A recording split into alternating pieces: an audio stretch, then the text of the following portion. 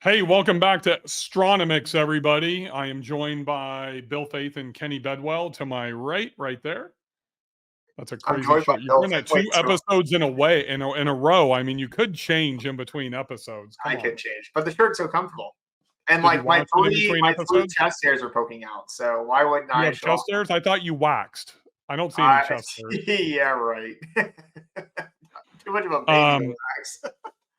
let's talk about these cannabis houses and the most pet friendly house in Blue Ridge that you were telling me about. So one of Yeah. the most important things in marketing is that you target an ideal buyer. You can have number two, you can have number three, you can create a Venn diagram, but you want to live in the middle to where you can attract all three, but really be focused on your ideal buyer.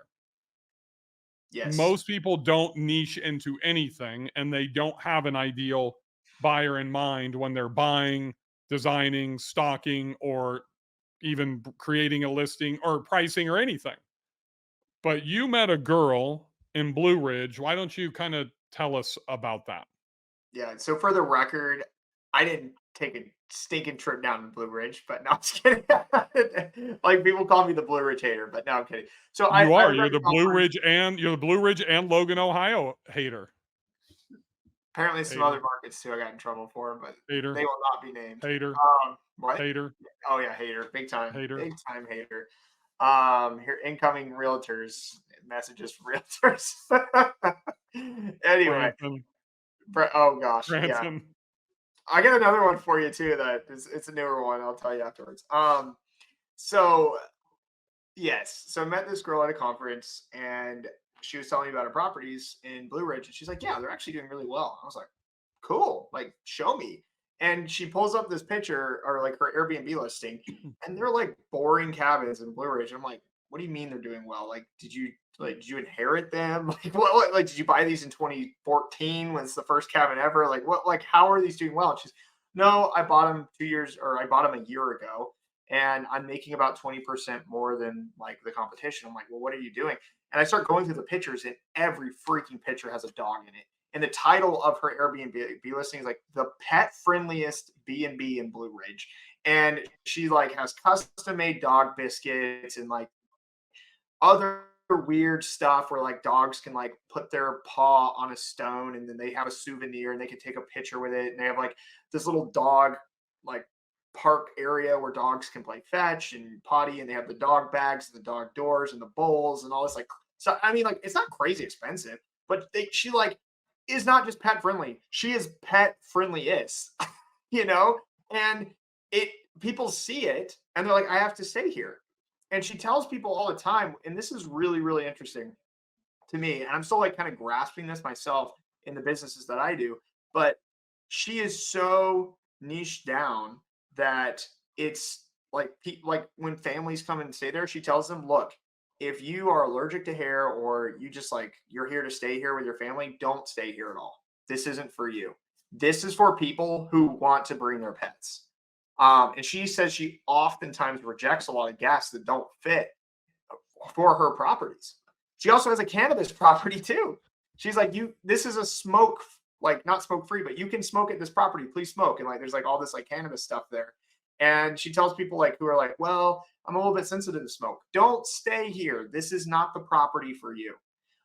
Incredible, incredible. It's almost like a lot of people are afraid to do stuff like that, right? We're afraid we're like, no, we need to open up our property. It needs to attract everybody so we can increase our occupancy rate so I can stay booked. Because if I really niche down, I'm afraid that people won't come and stay at my place and that the target audience is too small. It's bogus. It's mindset limitation. Look, I have had a dog my entire life. I love dogs. I love my daughter's golden doodle probably more than I've loved any other dog. But there is no fucking chance that I'm staying in that property ever because I can't even imagine what it smells like when you open that front door. You know what I mean? I'm Yeah. sitting here thinking about this and thinking about, wow, I have a beachfront property in Fort Morgan, the only pet friendly beach in the state of Alabama, and I do not allow pets. Maybe I should try this for 10 seconds. No. No. Just because of what happens to the smell, just all the stuff that goes in it. So the question becomes, you kind of have to go all in. There's no dipping your toe in to try to do this, right? You're either all in or all out. And I Hmm. think because if you don't go all in, you're really not your insert your city's pet friendliest hotel. Just giving a biscuit and having a water and a dish and a food dish and a doggy bed isn't going to be good enough to be the most pet friendly. So I think Right. because she went all in is why she's actually doing 20% better. But is doing 20% better in Blue Ridge actually good enough? I don't know the answer to Right. Well, she seemed to be that. pleased by it, so I was like, okay. Right. Well, But you're not talking about going to Orlando and going from just regular wall theming to 3D theming like the Anna and Elsa, slides in the beds and that type of stuff, because that's what everybody does. She's doing something completely different that I've actually never even heard of before.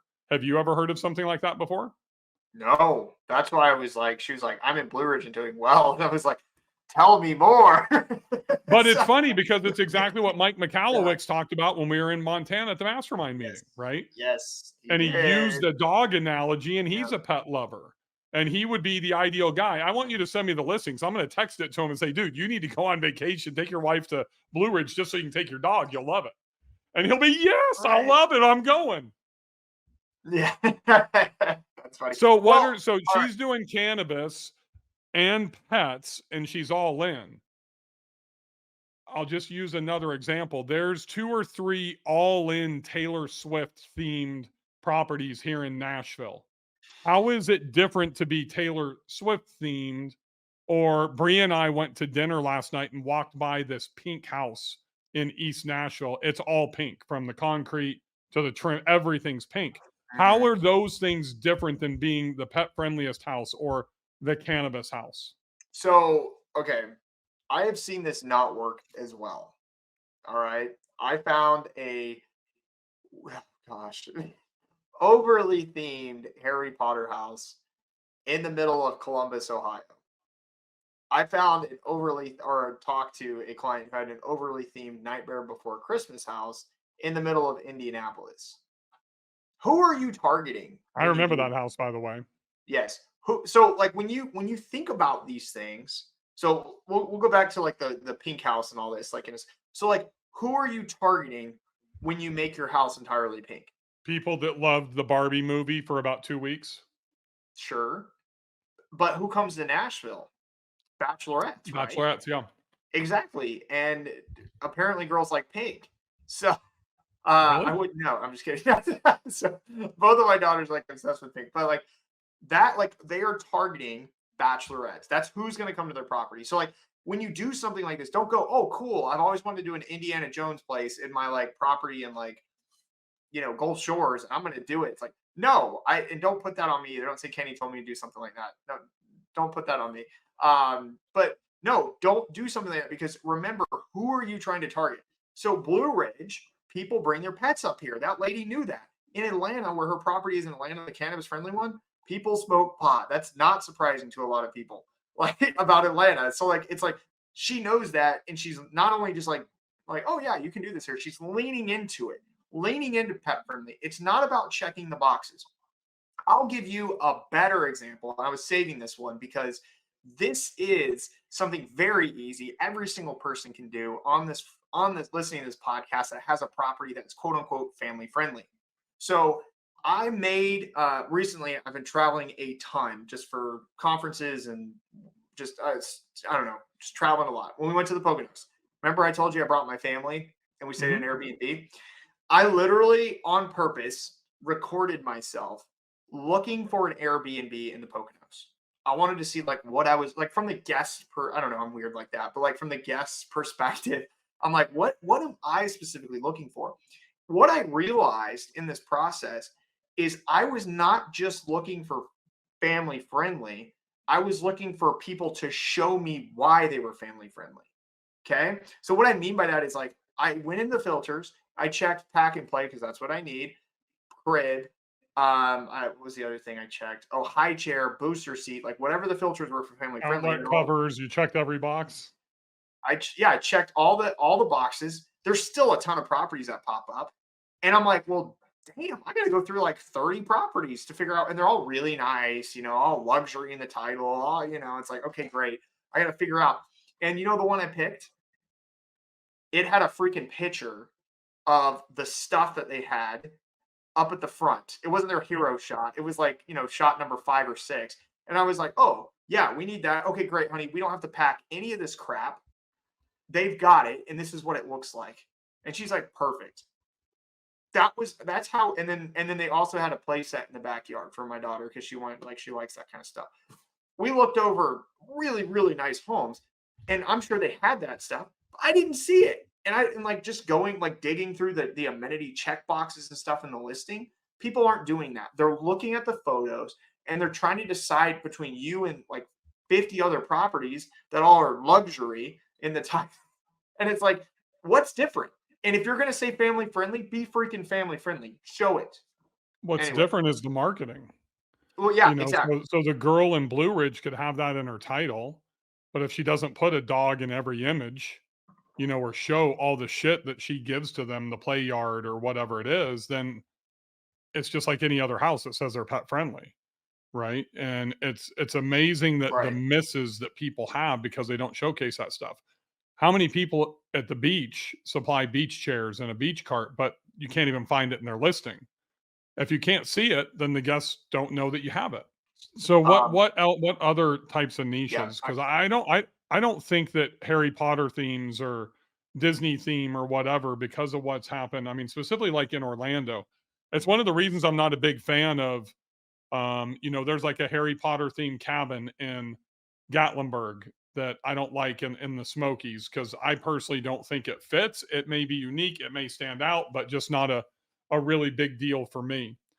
Then you have the same thing in Asheville with all those mega properties. Yeah. So, what do you think about like the $20 million project that Tyler has with all that theming and stuff that they have there in Asheville, North Carolina? I personally don't think that fits the market.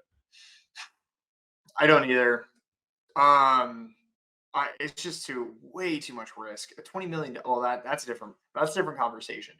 But the theming though, it's kind of like someone trying to live out their dreams on their own, like on this property, and that's not necessarily um that doesn't necessarily apply to who and why they're coming to the market, like guests are coming to the market. Mhm. I've seen people like, for example, going back to like the pink house and all this, like I'm sure there was a female involved in that who was like, hey, I want to do this, and this calls to me. And that happens to speak to other people and bachelorettes that want to come to that area. And that's, like, I'm sure it wasn't guesswork either. Like, I'm sure she knew, but that was like her thing and it speaks to her. But we have to be careful not to project ourselves onto our property and assume we are the ones going to the property when in reality it's our guests. So what's their profile? What's their demographics? What do they want? How can we lean or go? I like what you said, go all in on that, and it doesn't have to be extreme, like putting pot up and stuff in their properties. Like it could be like showing that you are family friendly, not just checking the boxes. I like if you can make my life easier with booking and just show that stuff to me, I will pick you in a heartbeat because there's so many decisions to make in It's booking. one So of the problems, Kenny, of when people make a lifestyle investment and then they design the property and stock it for themselves and then mhm, try to rent it. Because then there's a big difference in renting a personal home than there is something that's set up specifically for STR. right. So most of you that are out there that are actually making lifestyle investments, you're letting the emotional side, play into what you really subconsciously want to make a financially driven decision, but you're not because you're classifying it as a lifestyle asset, right? But then you go in and you design it like a lifestyle asset, and that's really the fundamental mistake. Mhm. Is unless you have already hit your financial goals and you're in the financial freedom stage, then really every decision should be financially driven. Now you can go and stay there, that's great, but you need to make sure that it's STR first and then family second. Because you're right, the Golden Girls houses are the ones that usually are off point on the theming or the decor or whatever. It's the personal taste that gets in the way. Yeah, absolutely. We're seeing that more and more, and I think I So we're seeing two ends of the spectrum. We're seeing, I mean, I guess I see rarely this other end, but people do it where they go like the Harry Potter theme in Columbus. That come on, like sure that, and I talked to the person. You know who they host? Kids' birthday parties. Is that a big shocker? No, not at all. But that's who they attract. And they're like, well, how do I get more like business Then they people in better list Columbus? on Peerspace more than Airbnb. Exactly, exactly. But it's like, well, look, you designed your house to be attractive for kids' birthday parties. Like, what? It's like I get that you like Harry Potter, but that doesn't mean people want to stay in Harry Potter like world in Indiana or in Columbus. It's like, but maybe in Orlando where Harry Potter World actually is. But so yeah, I think the thought process needs to be different. And it varies, even property types. Like somebody was the other day, I was like, what? They were telling me they wanted to build A-frames on the beach. Why? Like, it's just like, what? Like, yes, that works in mountain. They're like, oh yeah, it's great in like mountains and stuff. Therefore, I think it works. And I'm like, no, who is coming to the beach? Why are they coming to the beach? They're not coming for like the style of the houses. They're coming for the beach. Like, know the people, know the guests, and then lean into that. I think, yeah, I just think there's some really people just have some crazy ideas. And sometimes it works. We've seen that work for a lot of like people see the extremes like the alien ships and the potatoes and all the other stuff, and it attracts certain. But even those are in specific locations that make sense. Like the alien ships are in like New Mexico and Nevada, where there's like quote unquote alien sightings. The potato is in guess where? Idaho. Like it's like this stuff matches. At the end So of the day, the theming or the niche has to tie to the buyer persona that is first attracted by the traffic source in the market, not right, by your property. So your property needs to coincide with why they're coming, what they're coming for. And if you get too far off base, then it's too easy to swing and miss. You may be able to hit a home run, but you better understand the risk analysis that goes with that. Right. So if you're going to really go all in on the niche, make sure that it's relative to the marketplace that you're in. right. I somebody was talking to me about this in my property in Watkins Glen. They're like, "Well, Kenny, you're near a NASCAR stadium. Why don't you just like go all out like NASCAR theme?" And I'm like, "They only race like three Twice a months out year. of the year." Yeah, like it's and even then the races are different. They're not all just NASCAR. They're like Ferrari and Formula One and all this other stuff. I'm like, that's gonna speak to very few people at very few times. And so I'm gonna be like the Harry Potter in the Columbus, Ohio situation. So I'm not gonna do that. More so I'm focusing on the average group age, where they're coming from, what they're going for. Mainly it's a lot of winery tours and stuff like that. So I provide that and I market it. And that's the key thing too. So what do we offer? How do we like show that we're better than like just staying at the house down the street? Those kind of things, not just like, oh, we have a hot tub. So yeah, just don't over niche down. I agree 100%. Good stuff. Awesome. Thanks for joining us, everybody, on this episode of STRonomics or STRonomics or STRonomics, whatever you want to call it. Kenny, are you going to be wearing that shirt on the next episode? It depends on when we record, but I don't know, it's pretty comfortable. I might just wear it all day tomorrow too. So I'm a double X if you want to send me one of those. That's a pretty shirt you do have on there, I think. yeah, it's not shabby. It's not shabby. All right, we'll see you guys next week. Thanks for joining us on STRonomics.